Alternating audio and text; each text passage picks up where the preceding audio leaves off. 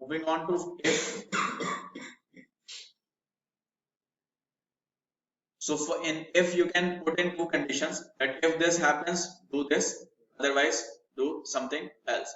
So there are only two conditions. If you want to have more than two conditions, then you will need to use multiple ifs. So first you will use if, then another if, then another if, and so on. So for example, these are the stocks. These are stock returns. And I tell you that minimum return is 15%. If any stock has a return of greater than 15%, buy it. If any stock has a return of less than 15%, sell it. So how do you do it? So if you want to find out if you should buy or sell, you can make if you can put in a formula of if.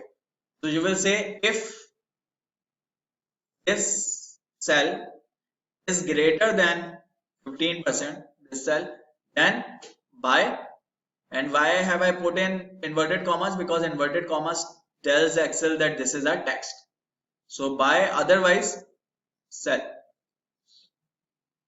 Any problem so far? So if this is greater than 15%, buy, otherwise sell. And you will hard code this cell because this will remain be fixed. And then you will stretch the formula to other cells. Instead of putting formula in every cell, you need to stretch it to other cells. So just copy this table once in your Excel sheet and try putting in